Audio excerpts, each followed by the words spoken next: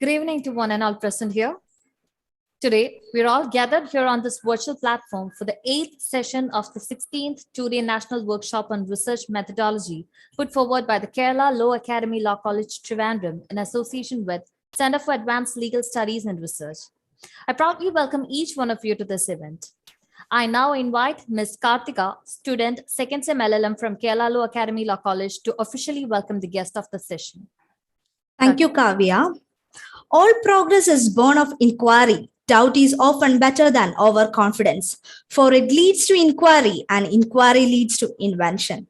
Good evening, one and all. We are gathered here as a part of 16th two-day National Workshop on the Research Methodology organized by Kerala Law Academy Law College in association with Center for Advanced Legal Studies and Research.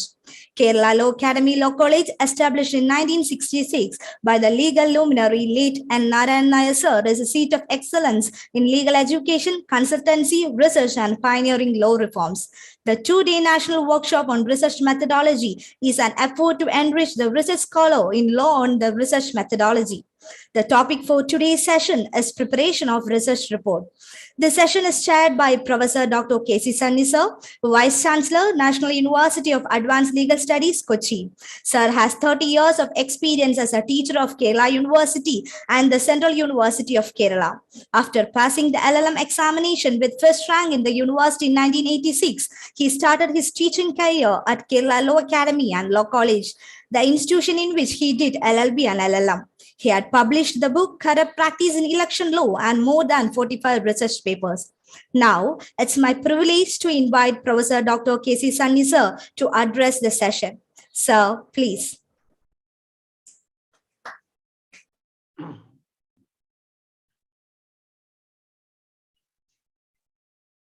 Dear friends, at the outset, may I express my sincere thanks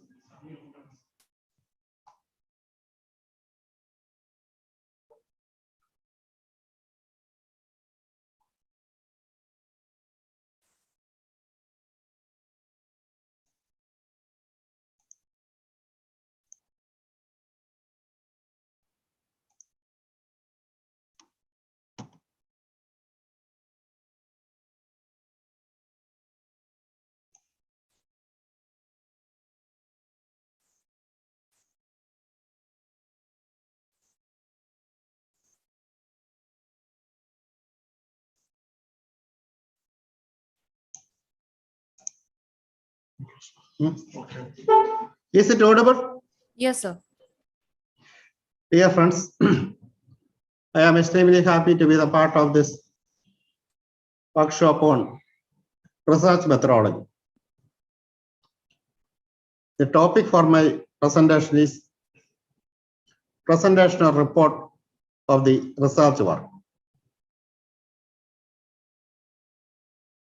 As all of us are well aware, the research is a process starting from conceiving the research problem, then formulating the research problem, then reading and conceptualization of the research problem, then identifying the objectives of the research after thorough reading and reading of the materials collected, which is known as review of literature, then formulation of hypothesis,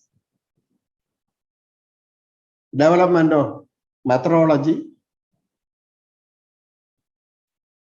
then if there is an empirical part, tools for empirical research,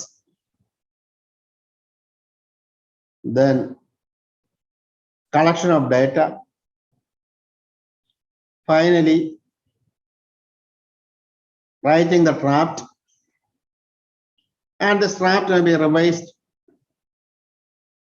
2, 3, or 4 times, and finalization of the report. The significance of research report is that it is through research report that external world will be aware of your research work. So we must be very careful in preparation of research report. That does not mean that you may be negligent in the matter of collection of data, processing of data, etc., etc. In all stages of research, the researcher must be very vigilant. Coming to the nature of the research report. Next slide. The report generally narrates problem studied, methods used, findings and conclusion.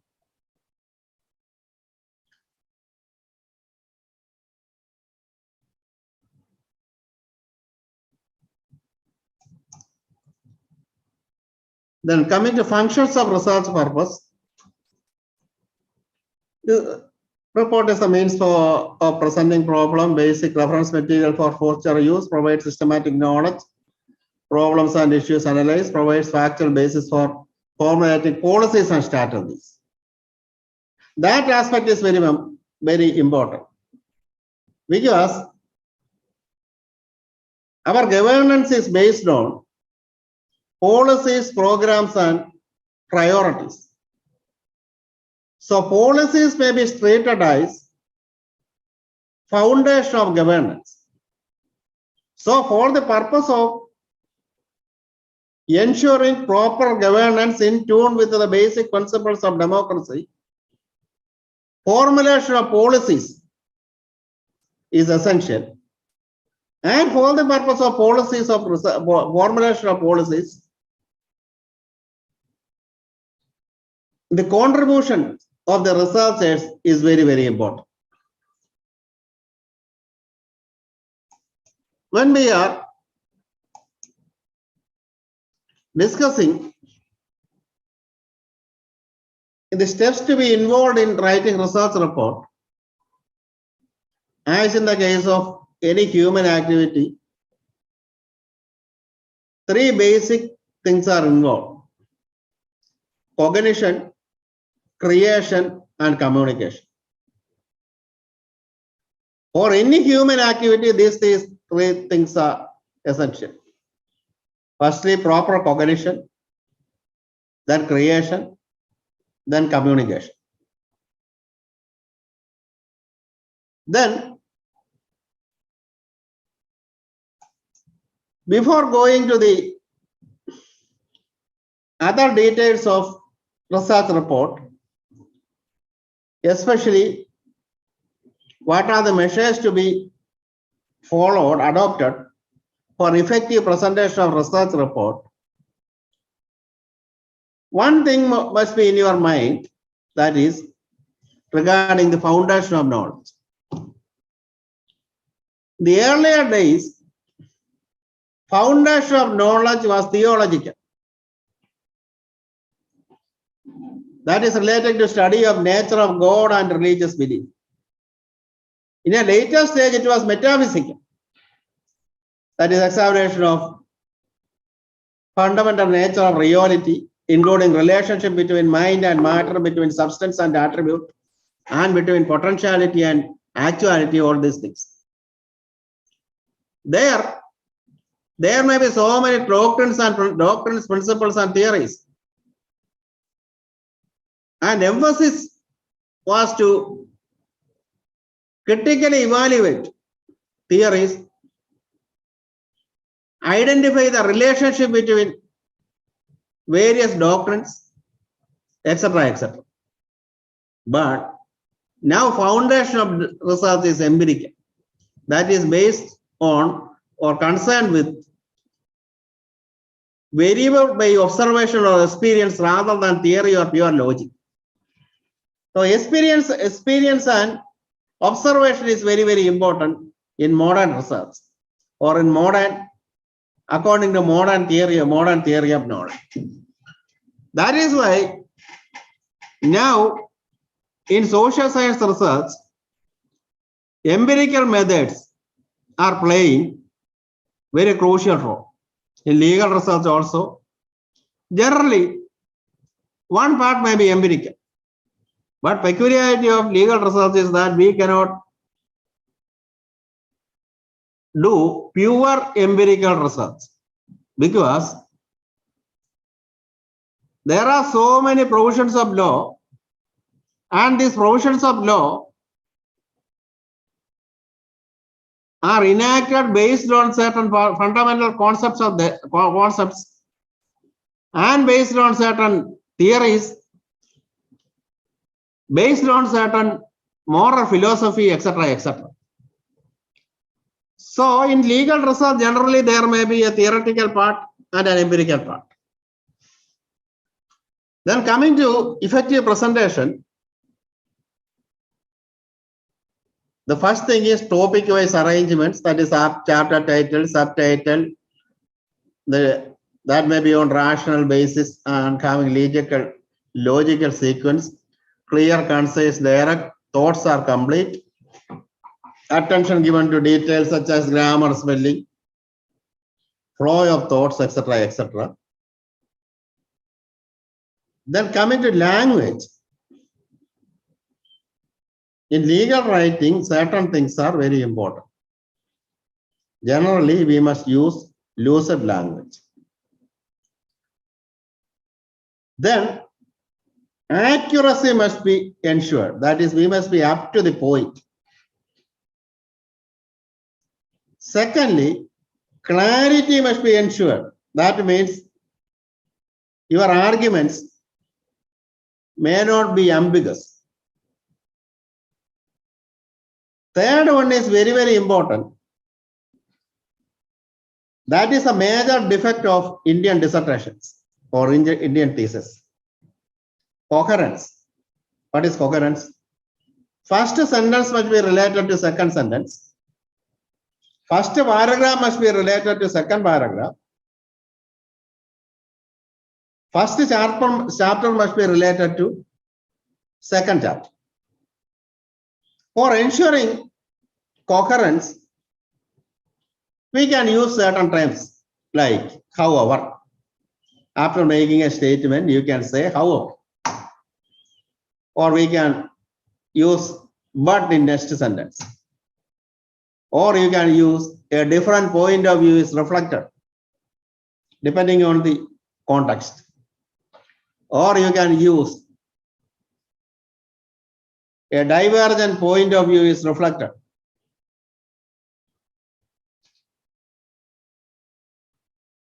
You can use same approach is reflected or same approach is taken in such a manner. The basic issue is that, or basic thing is that, first sentence must be related to second sentence. First paragraph must be related to second paragraph. In second paragraph, you can start with. However, a different approach is taken. In such a manner, you can relate first paragraph with the second paragraph. Here you may remember one thing. In any research writing, one idea must be included in one paragraph. If there are two ideas in one paragraph, you can put the second idea in the next paragraph. So one idea, one paragraph. That may be the first principle. Second principle, you have to check whether there is correct flow of ideas. Third one, you should ensure that coherence is ensured. If coherence is ensured, definitely in the flow of ideas may be in the correct direction. Third one, conciseness. In the welcome address, there is mention about my great teacher, Dr. N. Narayanan Nair. Narayanan Nair sir was my teacher or head of the institution during my LLB days, then LLM days, then PhD days also. Direct head of the institution.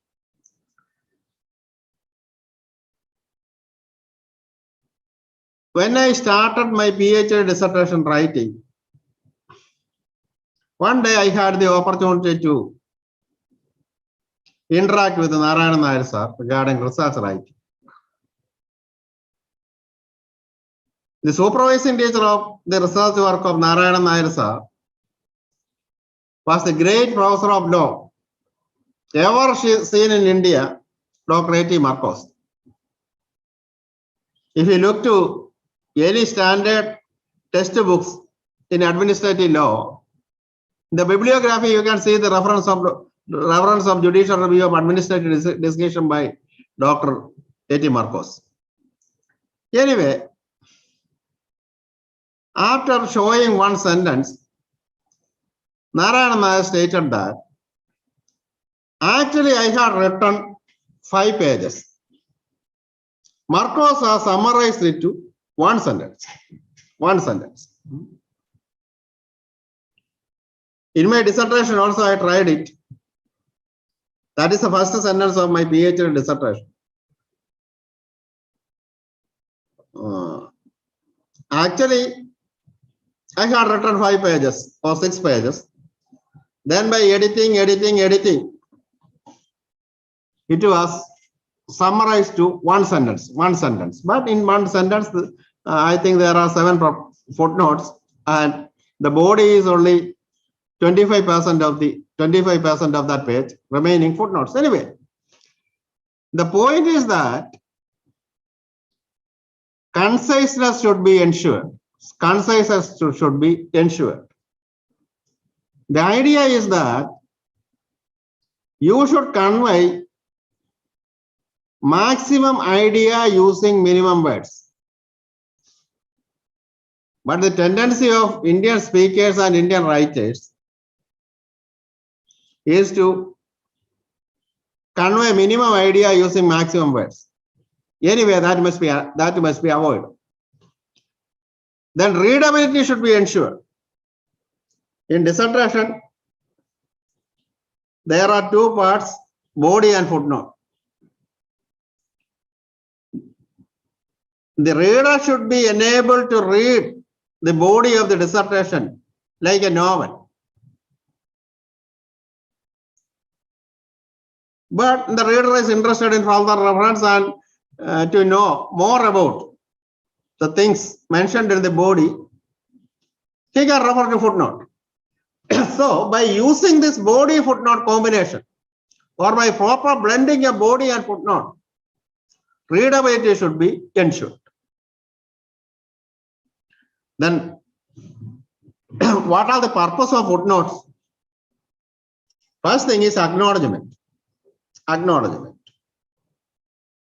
Because now footnotes are very relevant in the context of new strong directions issued by UGC regarding plagiarism. That is, first thing is acknowledgement. Second one, to amplify or clarify the ideas or information presented in the text. 2, 3, to establish the validity of evidence. To refer the reader to further source of information on the subject under discussion. Suppose in your dissertation something is related to natural justice is there. You can say that the principles of natural justice is also principles of natural justice in the basic principles of natural justice are also incorporated in this provision. Then, after natural justice, you can add a footnote. Then, in the footnote, you can say that there are three basic principles of natural justice, namely fair hearing, rule against bias, and reasoned decision. For details, see, be it administrative law, such and such pages, Garner administrative law, such and such pages. Then, Fox administrative law, such and such pages. Paul Jackson, natural justice. Then Hewitt, natural justice, etc., etc. You can give further reference. So the reader may, or if the reader is interested to know more and more about natural justice, he can read these things. That is the purpose of reference. That is the purpose of reference. Then, to give original version of the material that has been translated. Last one, to provide cross reference. What is cross reference? In a dissertation on a topic related to constitutional law, Maneka Gandhi versus Union of India may be referred in 5 or 7 pages. 5 or 7 pages. In the first place, you can give the citation. Then, brief statement of fact. The next page in which you are referred, Maneka Gandhi case, you can say that, you can refer that, see, supra note 70, if the original reference is in footnote 70. If it is next referred in another chapter, you can refer that, see, chapter 4, such a footnote and accompanying text, etc., etc. So, for the purpose of cross-reference, you can effectively use footnote. But you must be vigilant that in the second stage, it's a supervising teacher may strike down one footnote, then entire reference will change. So you must be very vigilant at the time of creating final proof of the dissertation in ensuring that cross references are correctly given.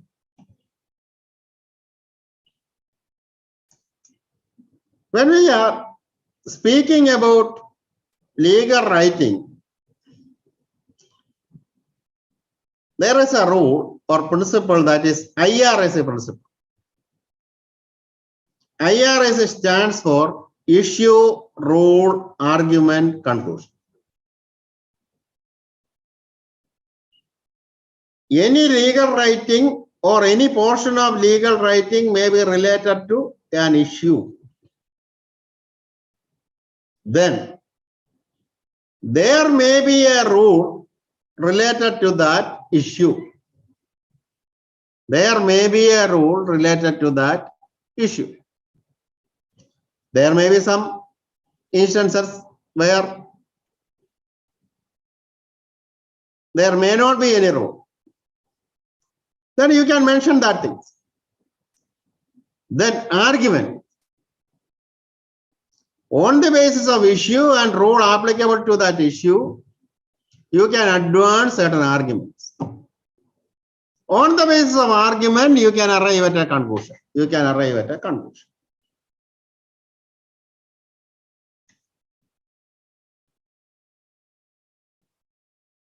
When we are discussing the issue of argument before a court of law, same thing is there. Issue is there, rule is there, argument is there, conclusion is there. But there is a fundamental difference between academic writing and writing court memorial or argument before a court of law. The purpose of court memorial and Argument before a court of law is to win our side. Win our side. But the purpose of academic writing is to find out truth. To find out truth. That difference is there. That difference is there. Then, or academic writing is a search for truth. Search for truth.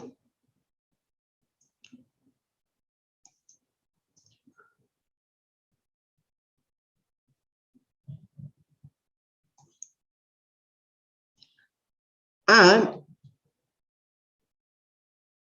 in the course of legal writing, it is essential to refer certain cases because in Anglo-Saxon jurisprudence, precedent is a source of law.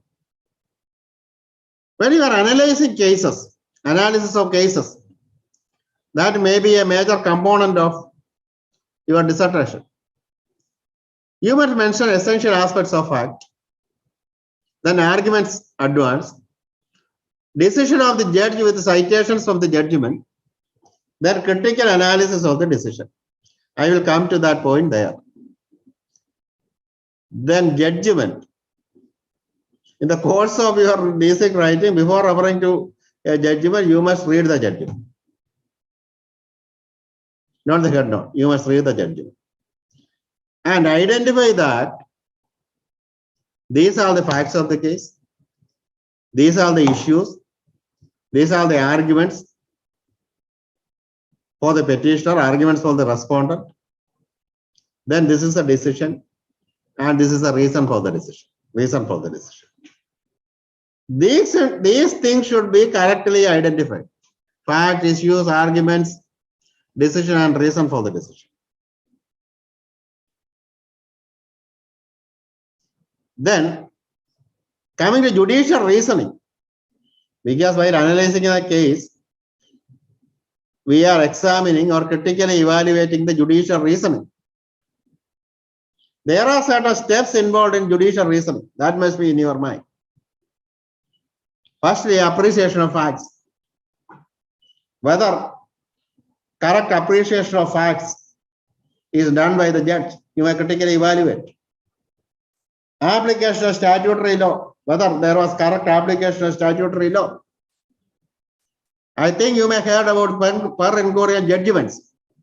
There are so many judgments without properly referring the statutory position, correct statutory position. Then reference to case law. There may be reference to academic writings or other writings. There may be new doctrine developed through the judicial decision. Manufacturer is liable to the ultimate purchaser. That was the principle laid down by House of Lords in Donoghue versus Stevenson. Creamy layer principle, new principle developed by our Supreme Court. Transformative constitutionalism, golden triangle, so many theories, so many principles evolved through judicial decision. You may examine whether a new principle has been developed or not. If developed, whether that principle is correct, whether that principle is beneficial for the correct development of law. Then, coming to reference of cases. The cases may be used, earlier decisions may be used in different manner. In certain judgments, judges may refer so many cases without mentioning anything. I think that is not a correct. I think that is not a correct approach. Second one, referred case may be applied. Next course of action. The referred case may be applied after giving an explanation. This is the principle. I am going to apply it. I am going to explain it. By way of explanation, judge can refuse to apply the earlier doctrine. For example, in Donoghue versus Stevenson, the issue was the consuming of ginger beer kept in the opaque bottle.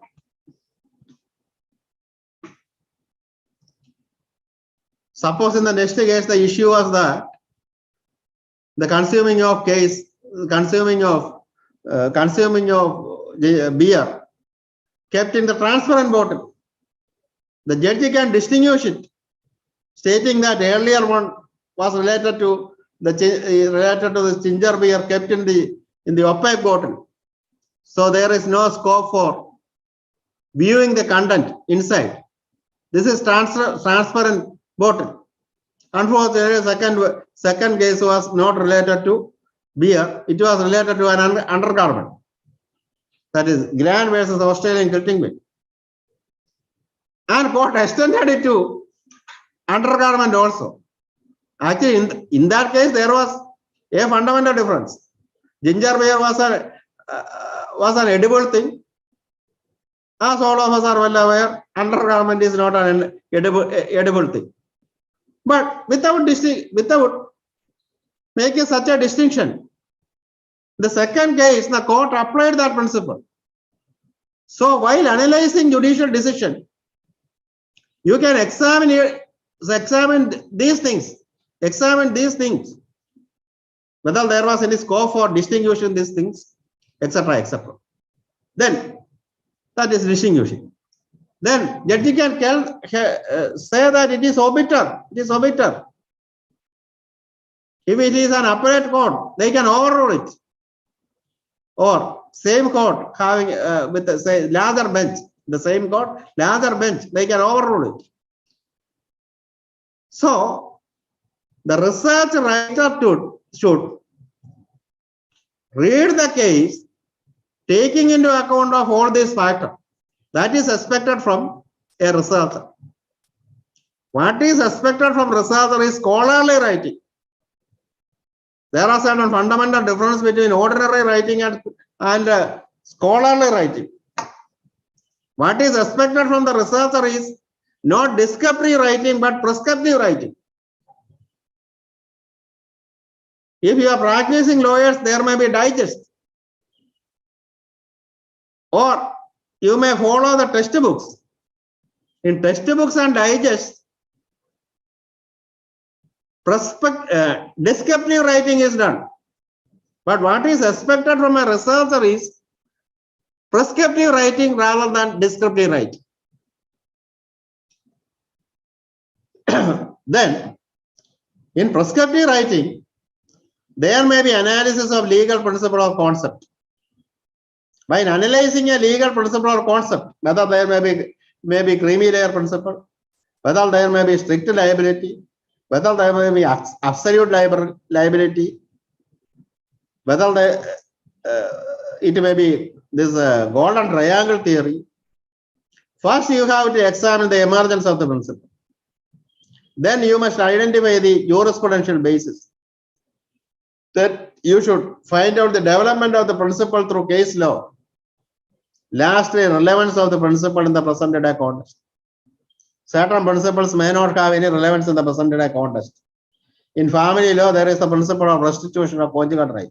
If one of the spouses withdrawn from the society of others, the court can insist in this acceptable. That principle was developed in a closed society, in a closed society. But that is not the position. Now, the husband may be in Dubai, wife may be in Australia. In such a circumstance, there may not be any scope for this restitution of conjugal right and other things. So certain principles may be outdated. We have to change it, or in our dissertation, we must identify these things and explain why these principles are outdated or not. Then critical approach. In your research writing, critical approach is essential. What is critical approach? What are the components of critical approach?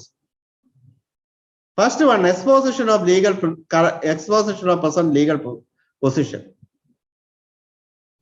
Second one, exposition of factual position. Whether correct exposition of legal position is done, whether exposition of correct factual position is done, that may be examined. Exposition of relevant aspects not considered. Exposition of irrelevant aspect considered. These two things are very important. If you read the book of Constitutional Law written by H.S. Irvine, in several places, Irvine states that if wrong question is asked or wrong question is posed, answer will be wrong. If question is wrong, answer will always be wrong. What about the position? If correct question is posed, answer may be wrong, may not be wrong. So we must identify the relevant aspect. When I am discussing an issue, I always cite an example. That is attempt on the part of our Supreme Court to eradicate the social evil of capitation. Court started this in the beginning of the 1990s, I think 93 or 94. There was the decision, Mohini Jain versus State of Karnataka, dealing with the eradication of the social evil of capitation fee. But after 5 decisions, capitation fee is legalized. After 5 decisions, capitation fee is legalized. Why? My answer is that in Unnekeshwar's case, the second case, relevant aspects are not considered. When we are discussing the issues related to capitation fee, 3 basic questions must be addressed. What is the role of the state in regulating education? Second one, what is the nature of the right enjoyed by the students? Third one, what is the nature of the function performed by the management, private management?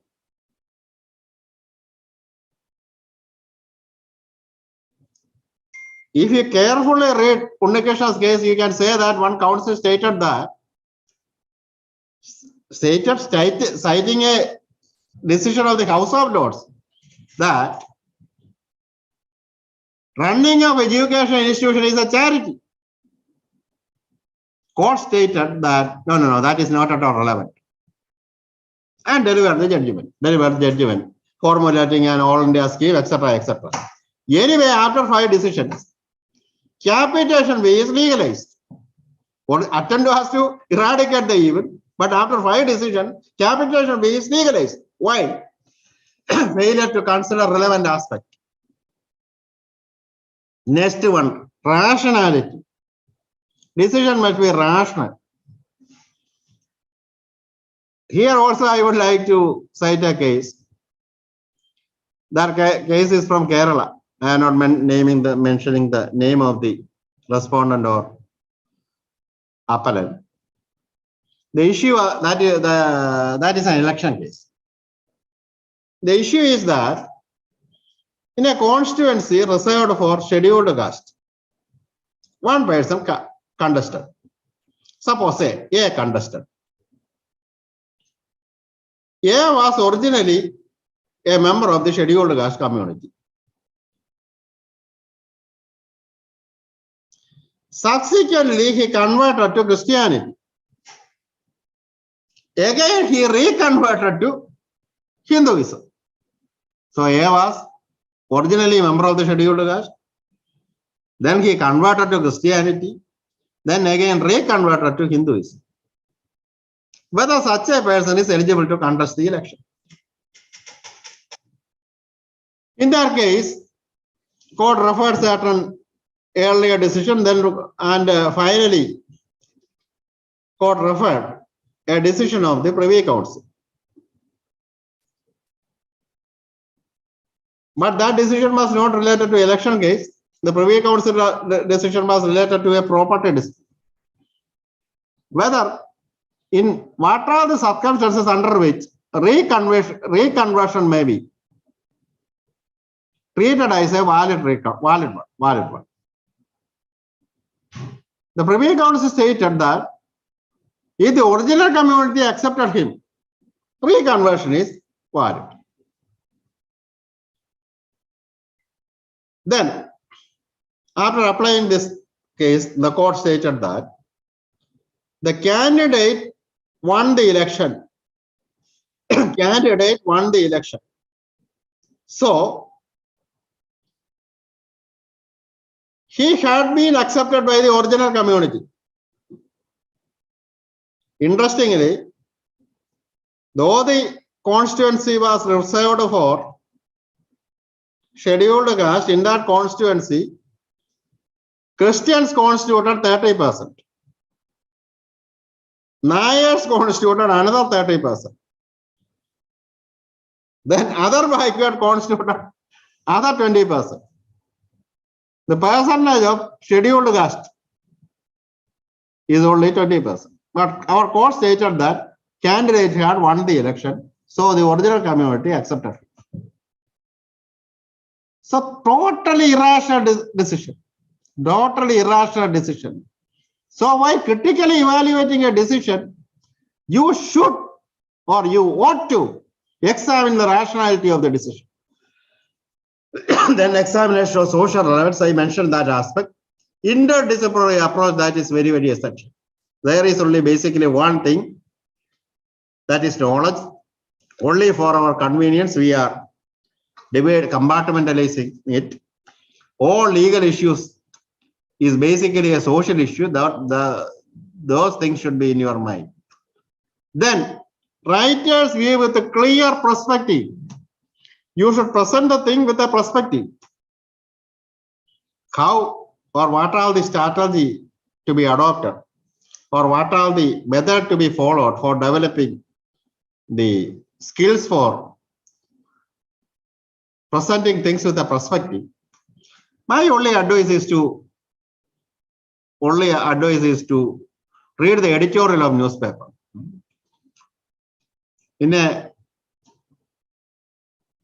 If you read the editorial of Deshabhimani and Malayalam Manorama for 1 month, you can see that how same thing is presented in different perspective. Anyway, if you are interested in developing skills for presenting things with a perspective, using good English language, please read the editorial of Hindu newspaper. Please read the editorial of Hindu newspaper. Anyway, then supporting statistical data and result of empirical study may be used. Okay. Next slide. Then using your diagrams and chart, that may be adopted. Then clear perspective, what is I had given, please refer to this slide. Then what is slide number 18? Then how to present the report of the empirical study. While presenting the report of empirical study, these things should be in your mind. What does the quantitative data suggest? Based on the complete evidence in the data gathered, what conclusion can be drawn? What recommendations, suggestions can be made to address the problem? The next one. Then, review of literature, I mentioned it. What is the purpose of review of literature? It is not the narration of the content given by the previous author, but to compare, contrast, synthesize, and make arguments. Please remember these words. Compare, contrast, synthesize, and make the arguments. Finally, you should identify that there is scope for further research. Yes, so many persons are written about the same topic, but there is scope for further research. That is the purpose of this review of literature. Then certain things should be used to be avoided in research writing. One is improper use of secondary sources. Next one, plagiarism. Third one, digest type writing. That is, your writing must be prescriptive. Then unfair criticism against judiciary. Then inaccurate footnoting and over references. Unfair use of quotations. These things should be avoided. Then this is a framework for the content, introduction, background, review of literature, research objectives, research methodology, research sample, findings, conclusion, limitations, etc., etc. Okay. If you have any doubts, you can ask. I think we have 10 more minutes. So thank you so much for your words of wisdom. Now, participants, if you have any queries, please raise your hand in the Zoom app.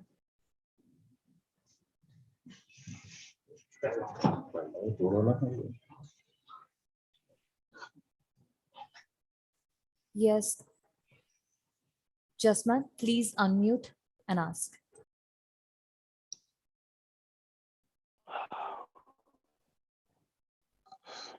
Can I? Yeah, sure. Please ask. Very good afternoon, Professor. How are you, sir? Fine. Okay. Acha, you have discussed about writing critique of a judgment, Okay. right? Critique of Supreme Court judgment, High Court judgment, or other judgments. Okay. Now, it becomes very difficult to write critique of judgments when you talk about contempt also, because Supreme Court or High Courts are really concerned with that the critical analysis and how to take care of that contempt issue. We are also talking about that we should avoid that unfair criticism of Supreme Court or High Court. See, in one particular incident, I have written some case analysis or impact analysis of L. Chandrakumar on functioning of tribunals. Now, at that point of time, I think in 2013, nobody was ready to publish that research paper. And finally, in 2013, the paper was published by ICC. But they also cautioned me that in case there is some problem regarding contempt, you will have to face the contempt issue. So how to deal with that contempt issue when we write some critique of Supreme Court judgment or High Court judgment? Thank you. First thing is, you can criticize judicial reasoning,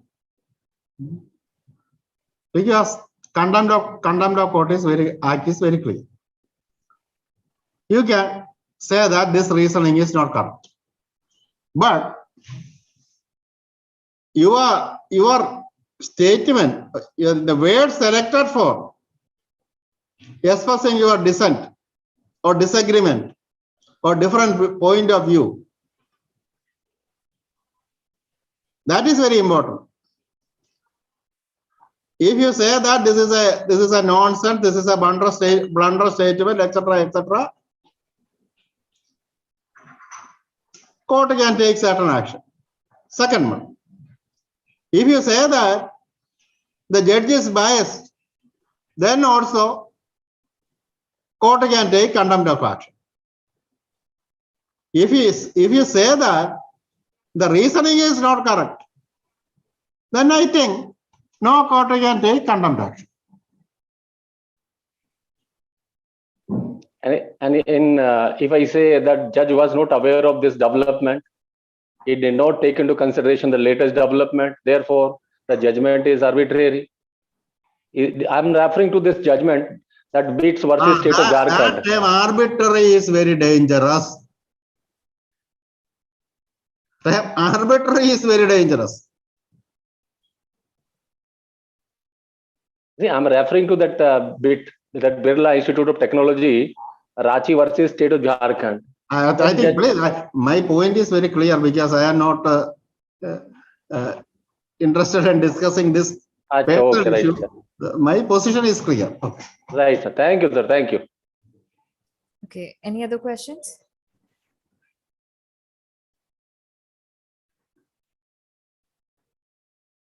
Okay, so thank you all. Now we are winding up this feedback session. Now I welcome Ms. Revati, student of first sem LLM, Kerala Law Academy Law College, to give the word of thanks. Revati.